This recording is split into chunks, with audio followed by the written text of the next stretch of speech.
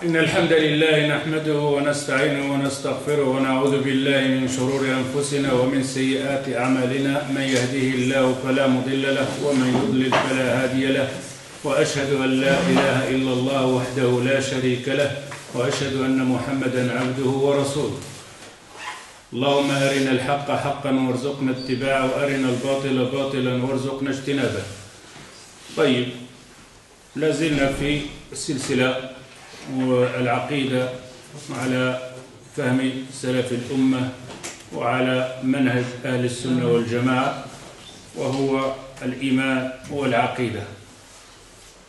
وصلنا في العقيدة الدرس الثالث ربما، فهضرنا في الدروس السابقة على قدرة الاستيعاب، يعني قدرة اللي عندنا باش الإنسان يفكر ويفهم ويحكم إلى غير ذلك. اليوم غيكون الكلام كذلك على العقل، وقلنا بأنه الحواس ديالنا محدودة، الحواس اللي كنفكروا بها وكنشوفوا بها وإلى غير ذلك وكنسمعوا بها وكنحسوا بها هي محدودة، وكذلك اليوم قد يكون الكلام حول العقل. Alors, on est toujours dans le dogme, al-aqida, al-iman. On a vu dans le dars passé comme quoi les 5 sens qu'on a, c'est avec ça qu'on acquérit cette connaissance et cette science. C'est avec ça qu'on peut analyser les choses et avoir un avis sur la chose, ou alors analyser les choses, de dire celle-ci est bonne, celle-ci est mauvaise, et ainsi de suite. Mais on avait dit que les 5 sens ici, cette force qu'on a, donc qui vient de l'intérieur, que l'aql et le cœur, hein, la raison et le cœur, cette force-là, il acquérit cette connaissance et cette force par les 5 sens, c'est-à-dire des fenêtres qui donnent à l'extérieur pour ramasser le savoir et la connaissance. Et on avait dit donc que les 5 sens ici, c'est matériel ou c'est moyen pour acquérir cette force donc de juger et de comparaître les choses sont minimes, limitées. Alors on va voir aujourd'hui avec la raison, l'aql, et aussi sa limite de penser et d'analyser les choses. Alors, l'aql, qu'on appelle la raison ou le cerveau, lui aussi, il est attaché ou il dépend des 5 sens. On a dit que les 5 sens, c'est-à-dire la vue, le toucher, le goût, etc., c'est des moyens limités. Et ce cerveau, cette raison, reçoit sa capacité, sa force aussi, par ces moyens. Alors, lui, ce cerveau, cette raison-là, il dépend de ces 5 sens. Et cette raison, ce cerveau, l'aql, il n'a rien à voir avec la métaphysique. Alors, c'est ici qu'il va voir une séparation, donc, qu'on va rentrer pour comprendre aussi c'est quoi la philosophie, un philosophe, comment il pense, comment il analyse les choses, etc., etc. Alors, est-ce que le cerveau ou la raison, avec les 5 sens qu'on a, le cœur et le cerveau, a un rapport avec la métaphysique? Non. Aucun rapport. La métaphysique, je ne sais pas, peut-être vous avez déjà étudié ça dans l'école et tout ça, la métaphysique vient du mot grec, méta. Méta, c'est-à-dire ce qui vient par après, derrière la nature. Et physique, c'est la nature. C'est-à-dire que ici, la métaphysique cherche à comprendre des choses qui sont en dehors de la nature. Ou alors, qu'est-ce qu'il y a après cette nature? Qu'est-ce qu'il y a après le ciel? Qu'est-ce qu'il y a après l'univers? Et ainsi de suite, ce qu'on appelle métaphysique. Est-ce que le cerveau a un rapport avec ça? Absolument rien. Les 5 sens, c'est goûter, voir, entendre, toucher, sentir, et ainsi de suite. Ça, c'est les moyens. Et on a cette façon donc de, comme on avait dit dans le dars, je crois qu'on avait passé le dars, imaginer. Mais imaginer une chose, ou l'imagination, est-ce que c'est concret? Non, ce n'est pas concret. Et même si on va imaginer, comme on a vu dans le dars passé, on a imaginé un animal qui n'existait pas. On a essayé de fabriquer, avec notre imagination, de donner libre choix à la pensée de voir et d'analyser, de faire.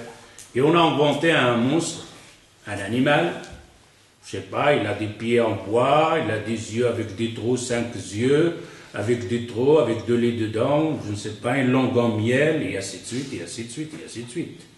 On a inventé un animal. Mais quand on prend toutes ces choses avec quoi on a fabriqué cet animal-là, et on le remet à leur place, on trouve que le miel, c'est déjà été goûté pour dire ça c'est le miel, qu'on appelle le miel, ça c'est le bois, ça c'est... C'est-à-dire que toutes les affaires avec quoi on a fabriqué ce monstre-là, ça existe déjà. C'est qu'on l'a reçu avec les yeux, avec le toucher, avec les 5 sens, qu'on a ramassé cette connaissance avec le matériel avec quoi on a fabriqué ce... Même quand on dit imaginer, tu ne peux pas imaginer quelque chose, d'inventer quelque chose que tu ne l'as pas dans la tête. Essaye, tu n'y arriveras jamais. Tu fabriqueras simplement ce qui est déjà inscrit dans le répertoire à l'intérieur. Tant qu'il n'y a rien de le répertoire, tu ne vas rien comprendre, même pas un mot. Maintenant, si je vous dis par exemple le winning, vous avez compris? Moi non plus. Ça n'a jamais été inscrit. Maintenant, si on décide de ça veut dire le micro, on comprendra la prochaine fois. Je vous dis, ah, c'est le micro, maintenant c'est inscrit. Mais j'invente un mot comme ça, il n'y a rien qui comprend. Alors, le cerveau, la raison d'analyser les choses, ça travaille avec quoi?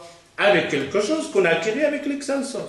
Mais alors, quand on dit la métaphysique, ma wara at-tabi'a, ma wara derrière le physique, derrière la nature, on cherche, d'accord. Mais quand on va voir une pensée ou une idée, est-ce que cette pensée, cette idée, ça peut être exact à 100%? Non. Et en plus, cette pensée, ça doit correspondre à ce qu'on a aussi dans la vie. Alors, la métaphysique, comme on a dit, l'étude de la nature. Étudier la nature, son original, etc. et tout ça. Il va où la nature? Il va où l'univers? Il commence où l'univers? Qu'est-ce qu'il y a après l'univers? Ça, c'est la métaphysique.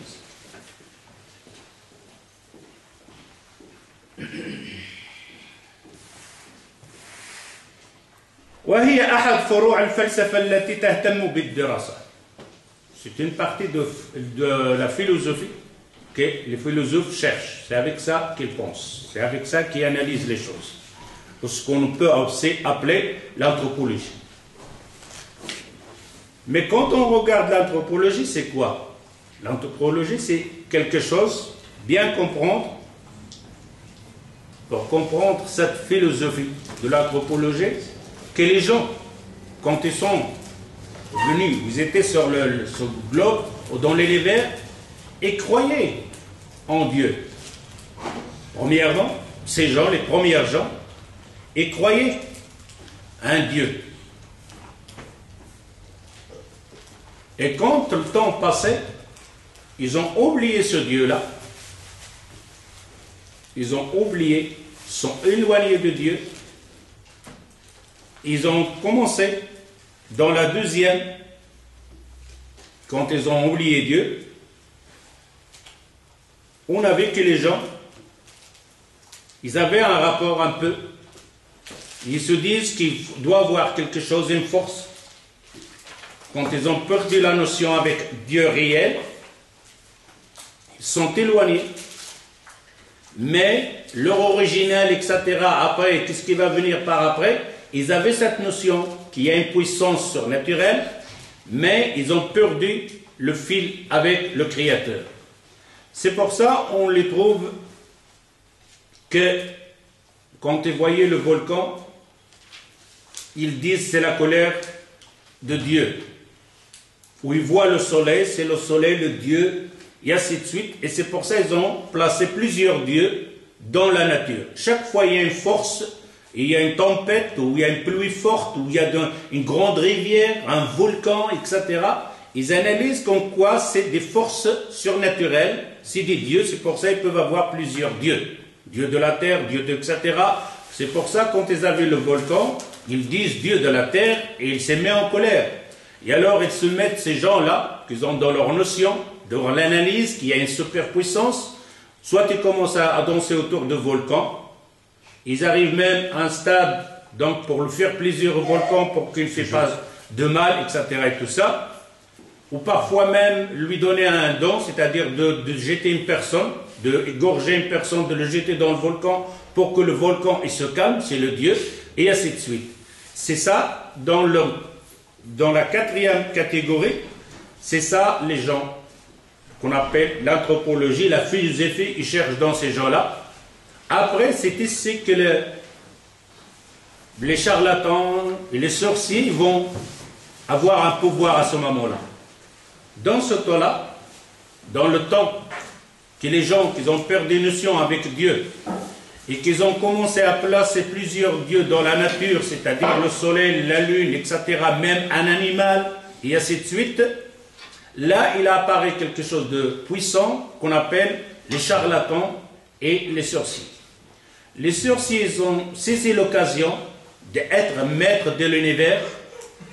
Pourquoi? Parce qu'ils comprenaient un petit peu quelque chose dans la nature. Ils comprenaient quelque chose dans la nature, soit dans l'éclipse, soit dans les volcans, etc. Et eux-mêmes, ils sont pris comme quoi qu'eux, ils peuvent dialoguer avec le super puissant Dieu pour calmer les choses. Et alors, les gens commencent à se diriger vers ces charlatans et vers ces sorciers pour calmer les choses, pour dialoguer avec Dieu. D'ailleurs, si on regarde dans le temps de Pharaon, les curés, ou je ne sais pas comment on peut les appeler donc à ce moment-là, les charlatans, les sorciers à ce moment-là, c'est les sorciers, c'est ceux-là qui étaient autour de Pharaon. Quand il y avait un éclipse, ils avaient une connaissance sur la question de l'éclipse, al-khusuf ou al-kusuf. Ils avaient une connaissance, ils avaient une matière donc de connaissance sur ça. Et alors, quand les gens, dans ce temps-là, ils voient cet éclipse, ils avaient le soleil, tout d'un coup, il fait noir, ils appellent ça que la colère de Dieu, il est là. Et Dieu, à ce moment-là, c'était Pharaon. Et les curés ou les gens de religion de Pharaon savent qu'ils peuvent dialoguer avec ce Dieu, ils peuvent faire un calcul que l'éclipse va durer par exemple une demi-heure, un quart d'heure, etc. Ils disent, quand ils savent que ça va durer longtemps, ils disent que la colère de Pharaon il est immense parce que vous ne donnez pas assez de blé, etc., etc. Et alors, quand ils savent que par exemple c'est minime, c'est un éclipse, un moitié éclipse, que ça dure par exemple 5 minutes, ils disent, attention, que le Dieu commence à se mettre en colère parce qu'ils n'ont pas le temps.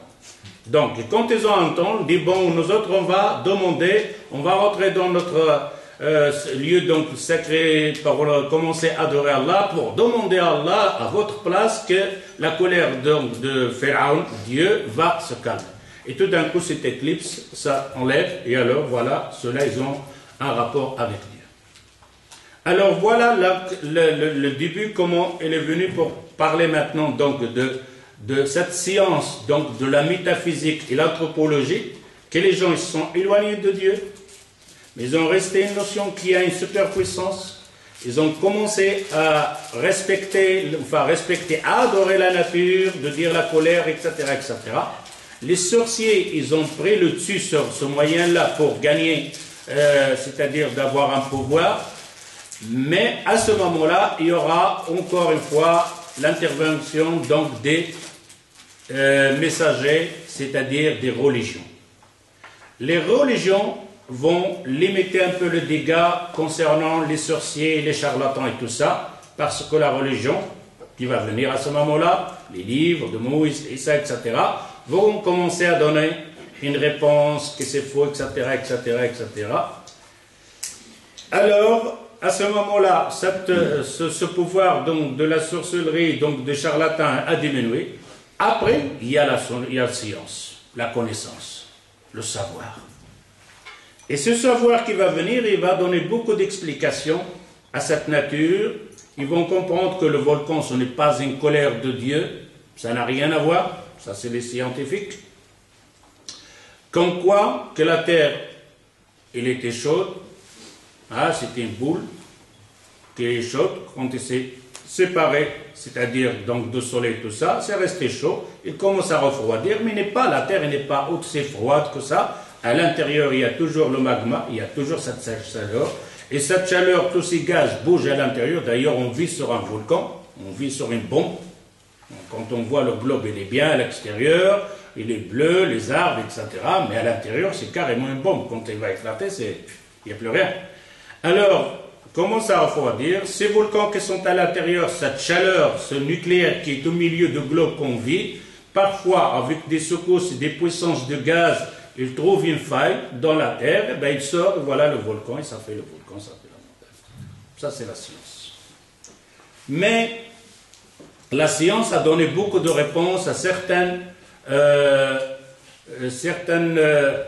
effets de la nature, comme quoi l'éclipse, le soleil, comment, etc., le nuage et tout ça. Mais cette science n'a pas donné la réponse à tout ce qu'il voit. Parce que ici, c'est quelque chose de physique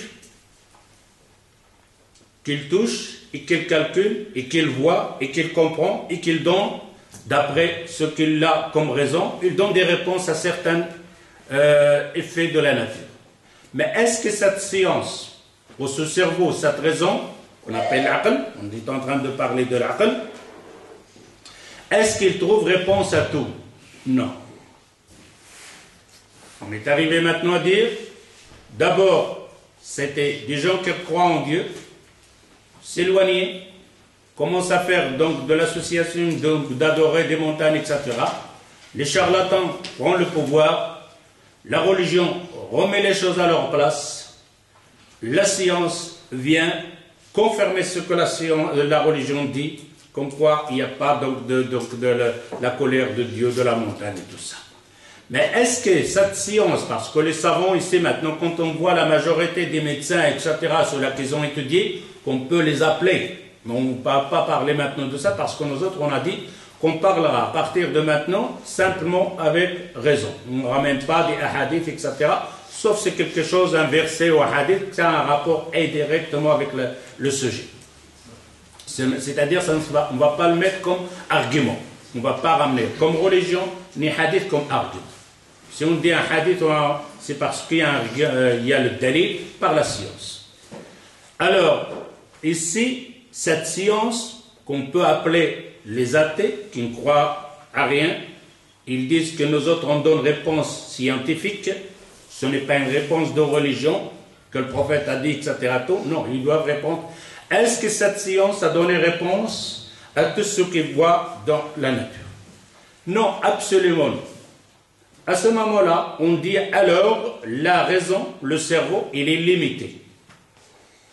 Il est limité. On ne va pas parler de l'âme, etc. C'est encore plus fort. Nous, on va parler donc de moins. Comme ils disent les savants, par exemple, si on trouve le zahirat ishti'al al-dhati ou al-télépathie. Si on trouve l'ishti'al al-dhati, je ne sais pas comment on l'appelle ici, je le prends simplement spontaneous human combustion. Tu as des personnes qui dorment, ça s'est passé dans dans tout le monde, ça s'est passé en Amérique, ça s'est passé en Afrique, en tout le monde. Si vous le faites sur l'internet, vous allez voir beaucoup. Donc, c'est la personne humaine qui dort et tout d'un coup, il y a le feu. Et c'est lui-même de l'intérieur, ce feu-là qu'il va brûler, se vient de la personne. Lui-même, c'est une bombe. Mais on n'a jamais donné explication à ça. Au départ, on croyait qu'il y a quelque chose, une flamme, un gaz ou quelque chose comme ça qui allume. Mais à fur et à mesure que les choses ça se passe dans les autres villes et que les scientifiques arrivent pour voir la chose, qu'ils trouvent l'origine, comme maintenant par exemple les pompiers, quand ils arrivent à une flamme, ils te disent juste où il a commencé la flamme. C'est-à-dire la flamme, le bâtiment a brûlé complètement, mais il va te dire que la flamme a commencé de ce fil-là. Ou ça a commencé de cet appareil, c'est de là qu'il est parti le feu. À ce moment-là, quand ils ont fait les analyses, ils trouvaient non, que le feu vient de l'intérieur de la personne. Et on appelle à ce moment-là al-ishti'al al-dhati. On appelle humain torche. Carrément lui-même, c'est une torche de feu. Et parfois, cette personne, soit il est brûlé complètement, soit c'est la moitié qu'il est brûlé. Mais il n'y a pas de feu autour, ni rien. C'est-à-dire qu'il est dans le lait, il est brûlé simplement là où il se trouve lui. Et qu'après, c'est lui-même qui a brûlé son lait. Est-ce que la science, avec toutes les analyses qu'ils ont faites, avec tout ce qu'ils ont comme technologie, ou la raison, a donné une réponse à ça? Non. On sait, oui, on sait que nous autres, on a une énergie dans notre corps. On sait que nous autres, on est des conducteurs donc de l'électricité aussi. Si tu touches par exemple un fil de l'électricité passe en toi. Pourquoi? Parce que tu es conducteur, comme le fer, comme le cuivre, etc. Tu es un meilleur conducteur. Parce qu'on a dans nous-mêmes donc des matières de la terre, du fer et tout ça.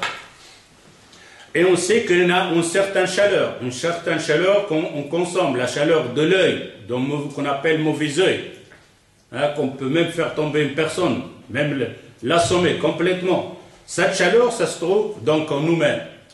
On ne la voit pas exactement, on ne la voit pas, mais on l'a. Maintenant, s'il y avait une caméra ici spéciale, ben, il verra, il vous montrera qu'il y a autour de moi ici tout à fait une chaleur, tout à fait une lumière autour de moi. Même si je me lève d'ici, je pars et je sors, la caméra vous donnera toujours une image à la télévision. Je suis plus sur la chaise, je suis dehors, mais la caméra qui est spéciale pour cette chaleur-là vous donnera toujours l'image de moi, il est là. À un certain temps, cette chaleur que j'avais laissée ici commençait à diminuer.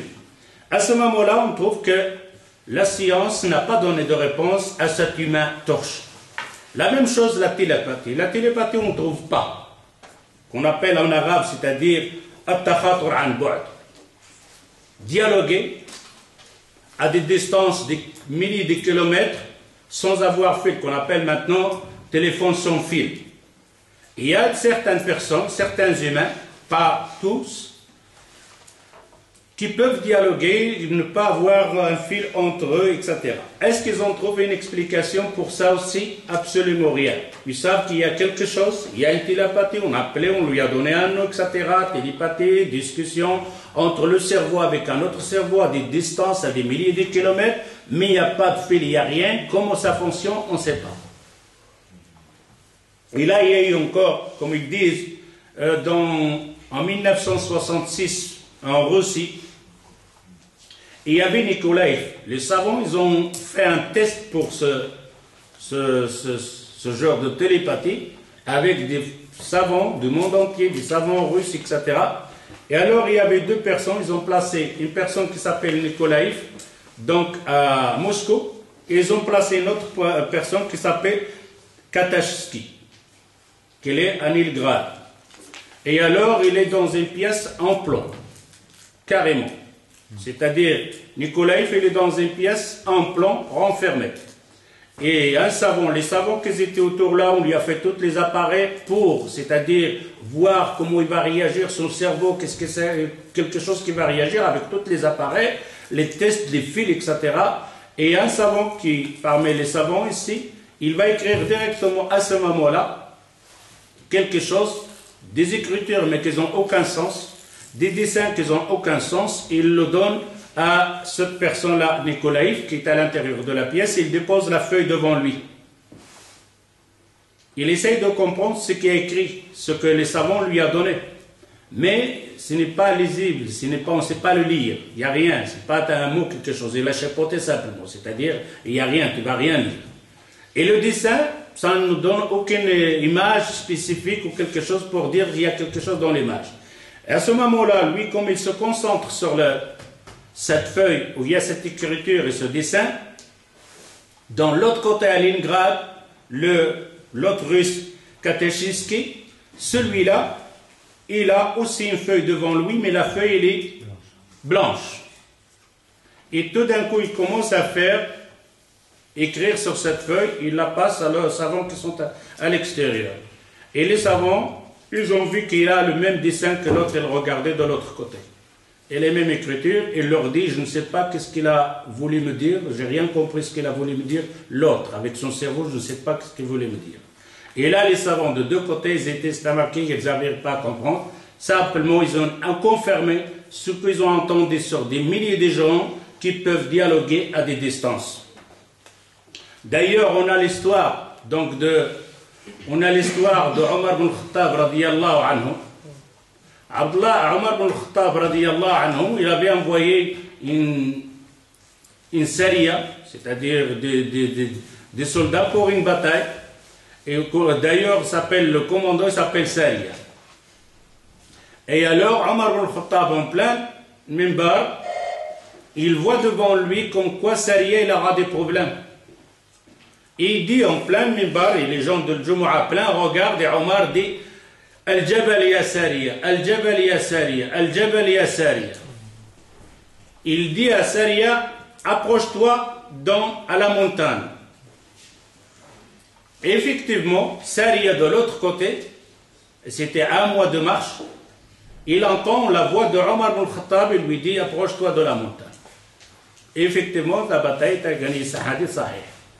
La bataille a été gagnée par cette protection de la montagne. Quand on s'est revenu, ils ont dit, on entendait Sariya, ils disent, t'entends toi-même, ta voix exactement, tu me dis, j'ai déjà regardé où tu es là, à côté de nous. Et Omar ibn Khattab, il dit, oui, j'ai dit ça comme ça, mais il faut bien, et Omar ibn Khattab, comme lui, qui est un musulman, il ne faut pas oublier qu'Allah Azza wa Jal, il a des soldats. Ça peut être des anges, ça peut être qui ont transmettre mon message jusque chez toi. Comment s'est passé entre ces deux personnes? Allahu A'lam. Il n'a pas de réponse exacte. Ça peut être des ondes et tout ça. Alors ici on dit, à ce moment-là, que la science a donné réponse à certaines choses, il donne des réponses à certaines choses, il va donner des réponses à certaines choses, mais ce cerveau, il est limité. Ce cerveau ne peut pas donner réponse à tout. D'ailleurs, tout savant, il te le dira. Les savants de l'univers, si tu lui parles sur l'univers, il te dit, je n'arriverai pas à te donner même 1/10, 1/5 de ce qu'il y a dans l'univers. Je vais te le faire comprendre, moi-même je le comprends. Il n'y arriverait pas. Et celui, le spécialiste des mers, le spécialiste de la médecine, le spécialiste de cerveau, le spécialiste de cœur, le spécialiste des yeux, le spécialiste des oreilles, ils ne vont pas te donner ce genre donc de réponses à toutes ces questions.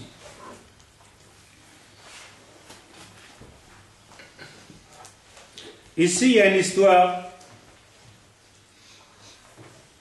La servante de Thalès, le grand philosophe grec.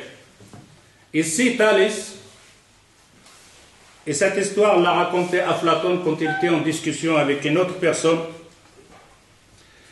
Il parlait de cette histoire, donc de la servante de Thalès.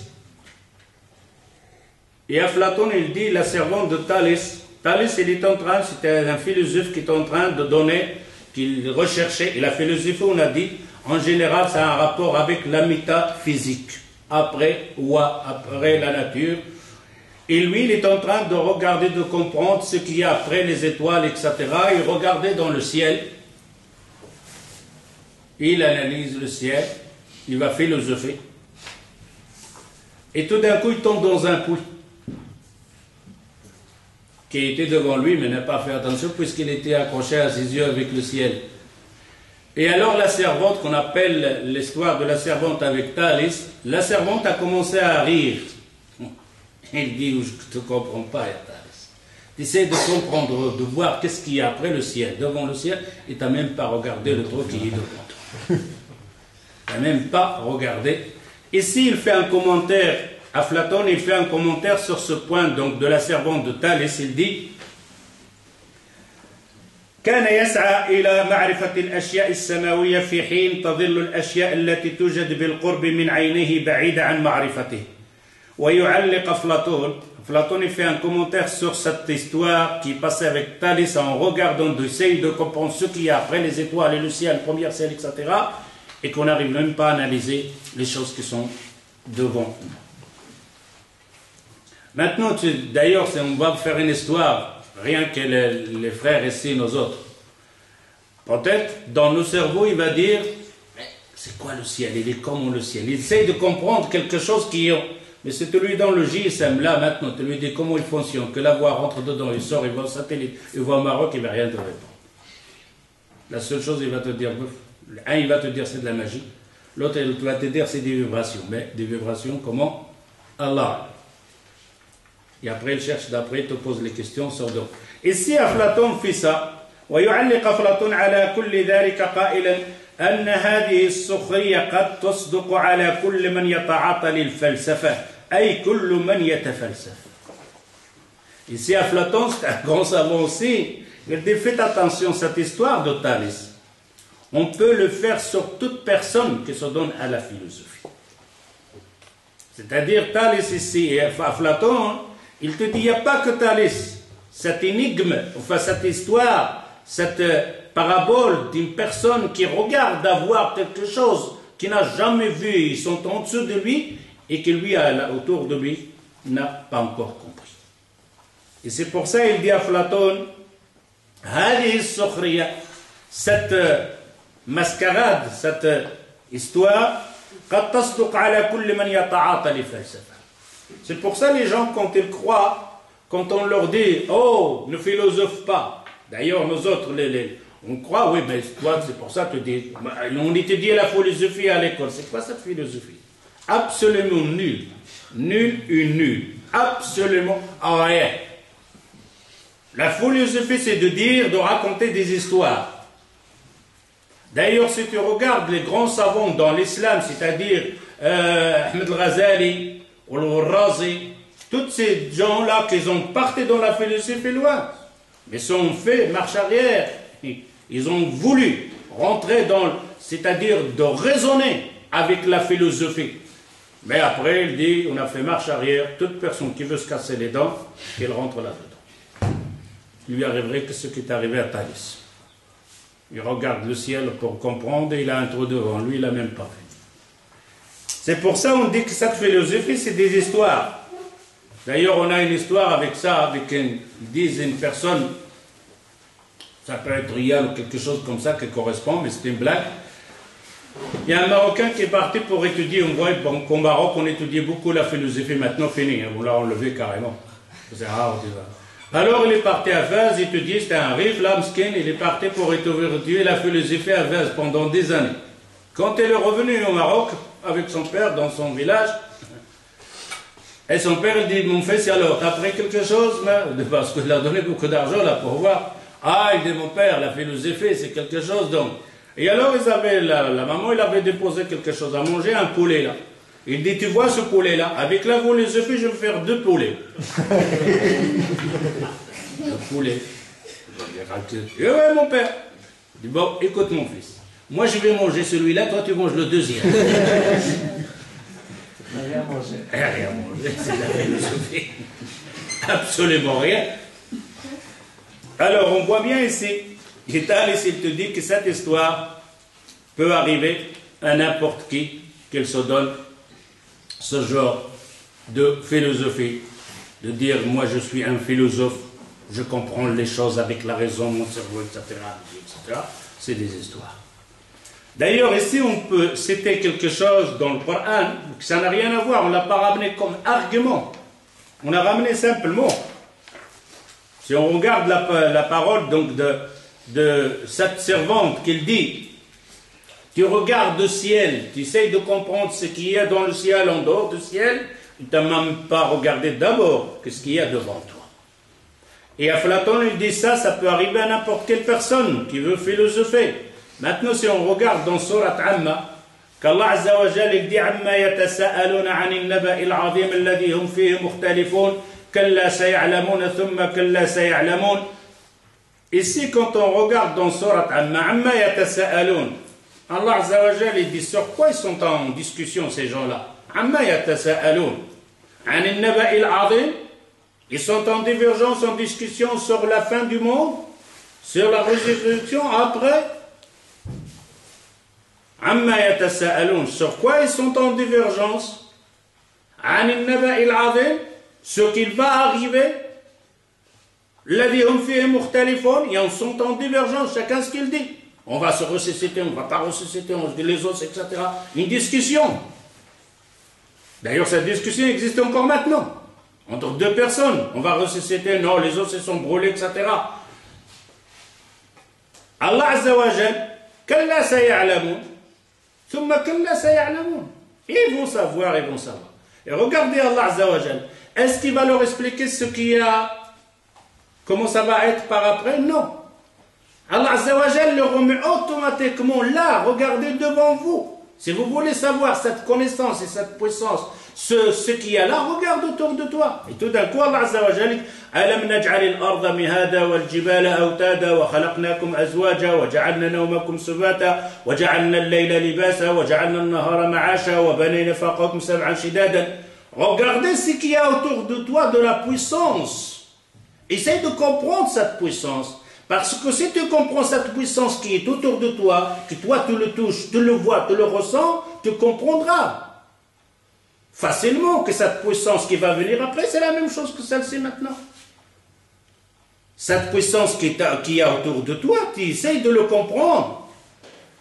Une fois que tu as compris cette puissance et que cette puissance qui y a autour de toi, cet univers, toi-même, etc., que ça ne peut pas être de quelque chose de fait de soi-même, ce qu'on va parler après pour voir, s'il y a une puissance derrière cette chose-là. Une fois que tu comprends qu'il y a une puissance derrière cette chose-là on n'arrive pas à le contenir avec le cerveau, cet univers, cette personne, ces yeux qui voient, cette langue qui parle, etc., etc. Cette âme-là, on n'arrive même pas à comprendre. Regarde autour de toi. Une personne qui est là, vivant, on appelle, il est vivant, et on regarde, il voit, il est mort. Qui a changé? Qu'est-ce qui a changé dans son corps? Rien. Le médecin, il a une personne physique devant lui, il est en train de travailler, les yeux sont là, la tête elle est là, le sang il est là, le cœur il est là. Tout d'un coup, tu dis, il est mort. Et toute l'appareil là fait, il ne bouge plus. Médecin, qu'est-ce qui s'est passé? Il est mort. Oui. Son âme elle est partie. Oui. Comment? Il était où cette âme-là? Qu'est-ce qui manque à cette personne? Il a tout. Je ne sais pas, on appelle là. Personne ne l'a vu, personne ne sait comment il est. À ce moment-là, Allah Azza wa Jalla dit, ici, regarde autour de toi, regarde comment Allah Azza wa Jalla, à la place de leur parler de ce au-delà, après, de la métaphysique, il leur parle de quelque chose, rien, tant que ce que tu touches là. Après ça, appelle-moi Allah Azza wa Jalla va leur donner quelques explications de ce qui va se passer.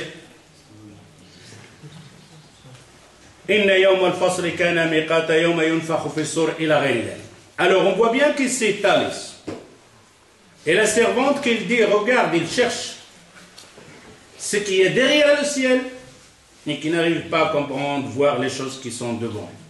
Et Aflaton dit, effectivement, toute personne dedans cette philosophie-là, il tomberait dans ce trou-là. Et ces gens-là qui ont Allah Azza wa Jal a cité dans le Coran, qui se posent des questions sur l'au-delà, et qu'eux, ils n'ont même pas analysé et comprendre ce qui est là, qui sont autour d'eux, qui y voient et qui vivent. Alors ici, on comprend à ce moment-là que le cerveau, que notre cerveau, ou notre raison, مقيد بعالم الحس لا عمل له في حكم على عالم الغيب الميتافيزيque.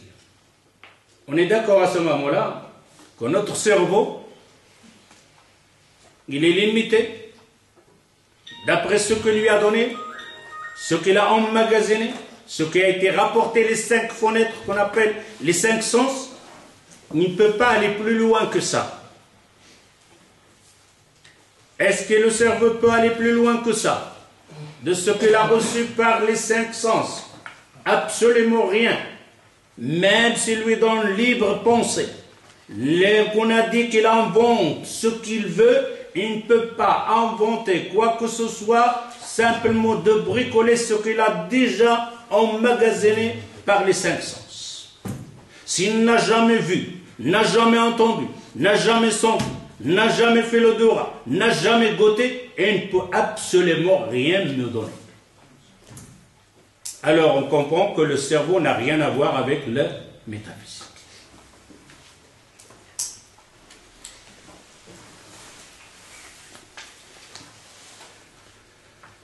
ذلك لأن القوة العاقلة فينا لا تجمع بين المصور والذاكرة والمخيلة والذكاء تقوم بعملها الجبار في التحليل والتركيب والجمع والتفريق. Alors la force de notre cerveau, de la raison, qu'il ressent, qu'il ramasse toutes ces choses, ce qu'il a photographié, filmé avec ses yeux, ce qu'il a emmagasiné dans le dhakira, dans la mémoire, ce qu'il peut imaginer. Il a raison, le dhaka, l'intelligence qu'il a. تقوم بعمله الجبار. Ce cerveau fait ce grand travail. Ces analyses, في التحليل والتركيب والجمع والتفريق. Il peut analyser les choses, il peut rassembler les choses, il peut séparer les choses. واستنتاج القواعد العامة والكليات وقياس الأشباه والنظائر على بعضها. وهذه القوة العاقلة فينا لا تستطيع أبدا أن تصدر أحكامها على مغيبات لم يعرض أمامها شريط مسجل عنها. Alors, le cerveau travaille avec un film qu'il a reçu. Si tu ne lui donnes pas de film, il ne sait pas parler. Tu peux parler d'un film que tu n'as pas vu? Absolument rien. D'ailleurs, si jamais tu vas inventer un film, c'est un film qui te va bricoler avec les autres films que tu as déjà fait. Tu n'y arriverais pas. Vous avez vu ceux-là qu'ils ont inventé le robot? L'homme-machine. Vous avez vu? Leur cerveau, il est limité. Le robot, ils ont fait les deux pieds comme l'homme. Ils lui ont fait deux mains. Ils lui ont fait les caméras, les deux yeux. Caméra, la même chose. Le cerveau, il ne dépassait même pas pour passer. L'humain. Ils n'ont pas inventé un robot en dehors de l'image de l'homme. D'ailleurs, même les genoux, les articules, les doigts, ils sont placés à leur place. Ils n'ont pas fait même 5. Et on a combien de phalanges? 1, 2, 3, ils font 3. Tu ne fais même pas 2. Tu fais 3. Et tu fais même pas 4. D'ailleurs, il ne te fait pas 3 caméras, il te fait 2 yeux. Il peut faire 3, non? Il peut faire 3 caméras dans le robot. Et malgré ça, on voit la majorité des robots, ils ont 2 yeux. Pourquoi? Parce que l'imagination, l'image qui est à l'intérieur, c'est ces limites-là. On ne peut pas aller plus loin. C'est pour ça ici, si tu n'as pas d'image, tu n'as pas de film, tu n'as pas reçu un film par les 5 sens, ton cerveau, il est limité à ces images, ce qu'il a déjà inscrit par avant.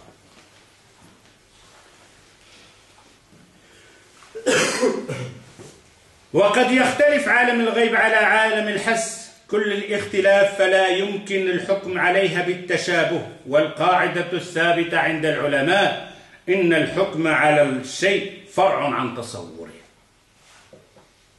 Alors on peut dire à ce moment-là, ce qui est après la nature, ce qui est après le physique qu'on voit et tout, peut être tout à fait différent de ce qu'on imagine.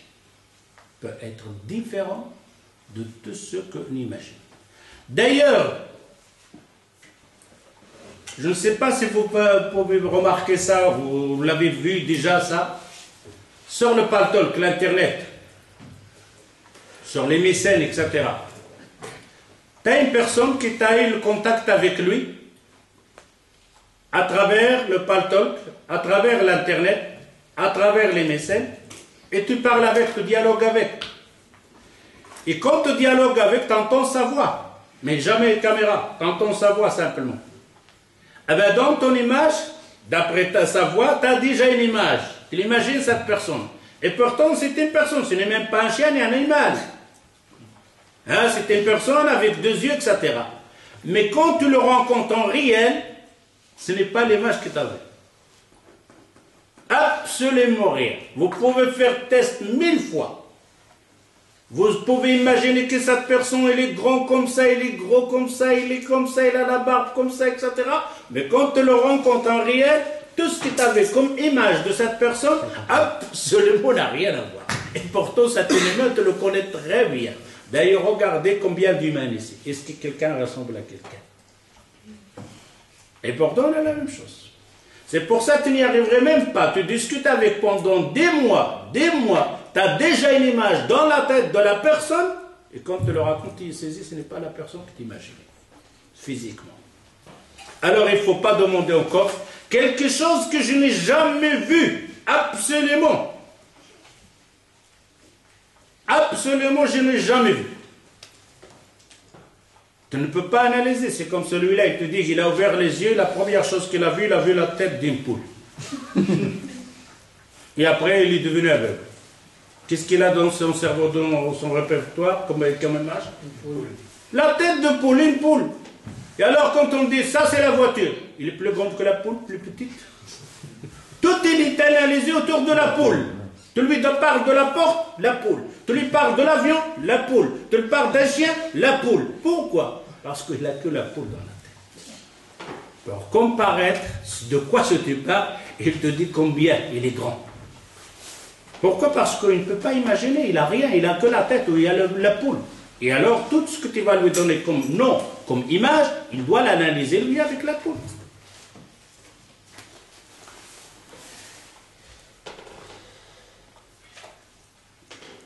فعالم الغيب لا تستطيع عقولنا أن تحكم على شيء فيه بإثبات أو نفي استقلالا ذاتيا إلا أن يأتي خبر يشهد العقل بإمكان وجوده وبصدق ناقله. Alors notre cerveau ne peut pas ne parler de quelque chose qui est en dehors, qui n'a pas inscrit en dehors qu'on appelle de la nature, qui lui-même dire que cette chose elle est comme ça ou comme ça à 100%, ou de dire que ça n'existe pas ou ça existe, c'est faux.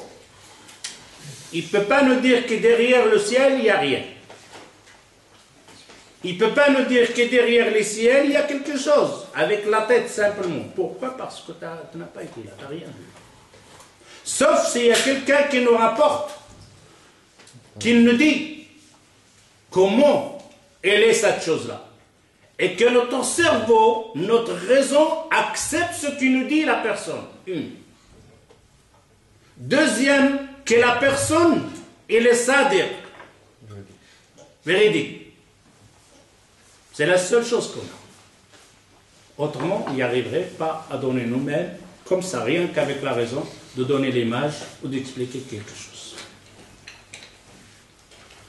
وعند ذلك تسلم بمضمونه تسليما تاما دون مناقشة أو اعتراض. وحيث أن عالم الحس فينا محدود فالعقل فينا محدود أيضا من وجهين. Alors, c'est les 5 sens qui sont limités. Notre cerveau, notre raison, elle est limitée de deux parts, de deux côtés. الوجه الأول محدود بين شيئين هما زمان ومكان. Notre cerveau, il est limité entre deux choses, premièrement, et ces deux choses, c'est le temps et le lieu. Le temps et le lieu. لذلك يسأل العقل دائما متى وأين. C'est pour ça qu'on trouve toujours le cerveau se pose cette question. متى, quand, وأين, où. Il n'y aura jamais de réponse. Absolument. Il est mahdoud dans ça. ذلك لأن جميع الأشياء التي اتصل بها حسنا لا بد أن توجد في مكان وأن يجري عليها الزمان ولا يستطيع العقل أن يتصور أو يتخيل موجودات لا أمكن لها أو أشياء لا يجري عليها زمان. Notre cerveau ne peut pas imaginer des choses qui ne sont pas dans un lieu. Notre cerveau, s'il imagine une chose, c'est qu'il est dans un lieu. Et s'il imagine cette chose-là qu'il est dans un lieu, il imagine aussi que le temps court sur cette chose-là. C'est tout ce qu'il comprend. علما بأن من الأصول المقررة عند جميع العقلاء الواعين المنصفين أن ذات الله تعالى لا يجري عليها زمان وليست بحاجة إلى مكان لأن الله هو خالق الزمان والمكان. Notre cerveau, lui, dans cette question, qu'on a dit, il est limité entre deux choses ici, ou deux questions, où et quand. Le temps et le lieu. Le makan ou zaman. Et notre cerveau est limité de comprendre simplement si une chose existe, c'est qu'il a un lieu. Mais il est comment le lieu? Il ne le sait pas tant qu'il ne l'a pas reçu avec les 5 sens. Et il sait que toute chose existe, qu'il est dans un lieu, qu'il a un début, il a une fin. On va voir après, quand on va arriver à l'atome. la petite atome qui a laissé les savants jusqu'à présent rien comprendre. L'atome. Et l'atome, on ne la voit pas avec l'œil comme ça. Il faut des appareils spéciaux pour voir l'atome. Et cet atome qui est minime, et encore elle est divisible. Donc on coupe des petites. À chaque fois que tu dis l'atome il est arrivé à la fin, c'est faux. Et cet atome c'est un grand usine. On va voir après avec les bactéries. On va voir la création de la bactérie cerveau. Alors ici, on comprend à ce moment-là que le cerveau comprend qu'une chose existe, il a un lieu. Et si cette chose-là existe, il a une fin, le temps. Il a un temps aussi. Mais le Créateur, il n'a pas de temps. Il n'a pas de lieu. Et c'est là le cerveau, il bloque. Et c'est là le cerveau, il bloque. Il comprend, lui. Chaque chose, il a un lieu. Et cette chose-là a un début et une fin. Il le comprend de ce qu'il voit, à ce qu'il a analysé. La personne, il vit, il meurt. L'arbre, il vit, il meurt. Le vent passe, il passe, etc., etc. Après, on va voir avec les gens qui vont comprendre que l'univers, il va finir. On va voir avec les grands savants qui nous disent que le ciel va finir. Ils nous disent que le ciel a un début, qu'on appelle le bim-bam. Et qu'il va finir. Il est en train de se propager, de grandir. Il va faire boum, il va s'éteindre. Plus du ciel. Mais le cerveau, quand lui comprend ces deux mots-là, qui se pose la question, quand ça a commencé ce bim-bam, il lui fait un calcul. Pourquoi?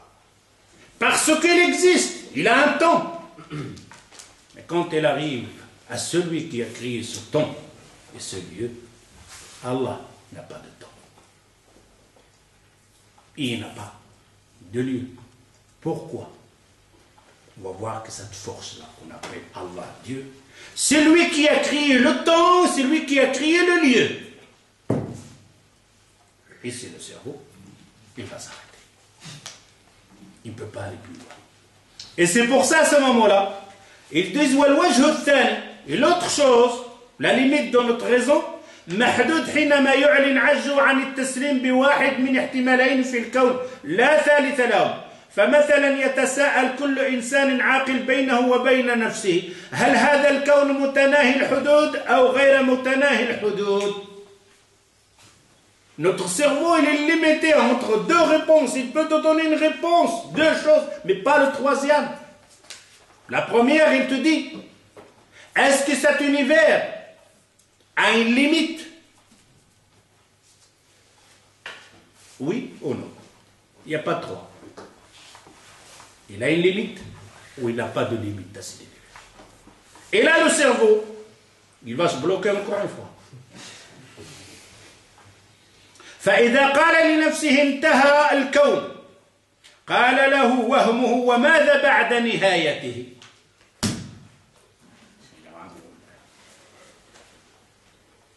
Si l'univers a une limite, si jamais sa raison lui dit oui, il a une limite, alors sa pensée lui dit qu'est-ce qu'il y a après la limite? Qu'est-ce qu'il y a après la limite? Et là, le cerveau ne peut pas répondre. Il peut prolonger pour l'univers de quelques kilomètres. Mais il va finir à la fin. Mais après, qu'est-ce qu'il y a?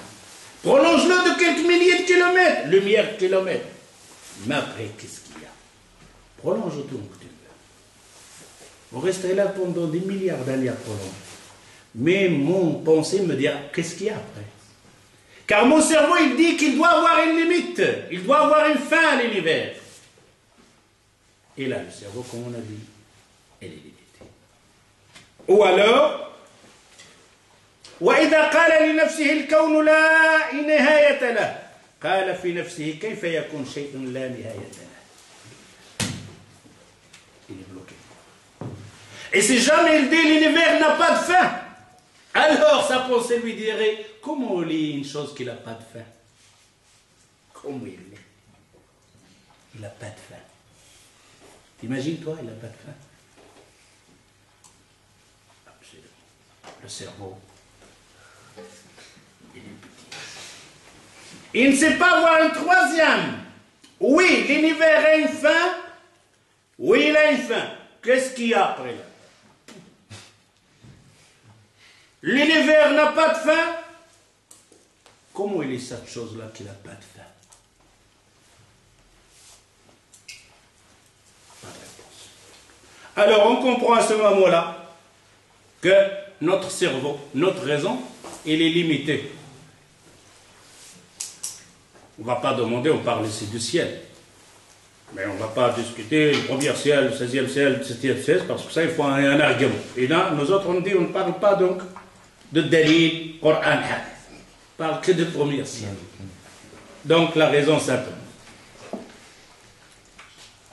ثم بعد ذلك لا بد أن يصل العقل أخيرا إلى نقطة يظل فيها حيران عاجز عن التفكير لا يستطيع أن يقتنع بلا النهاية ولا يستطيع أن يسلم بالنهاية وما ذلك إلا أن العقل محدود. Alors le cerveau il est coincé ici.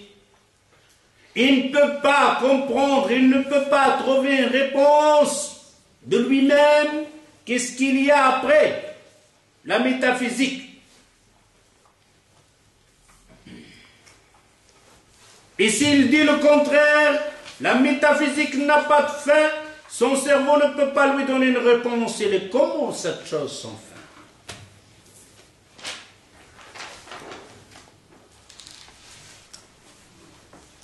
فكيف بعد ذلك؟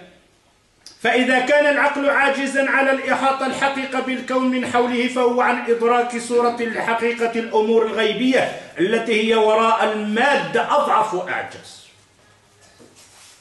Si le cerveau, la raison n'arrive pas à donner une réponse à la chose physique qu'il voit lui-même, qu'il peut même toucher, qui n'arrive pas à lui donner une réponse de cette fin ou pas la fin, alors il ne faut pas demander de te donner une réponse à ce qu'il y a après la métaphysique, après cette nature.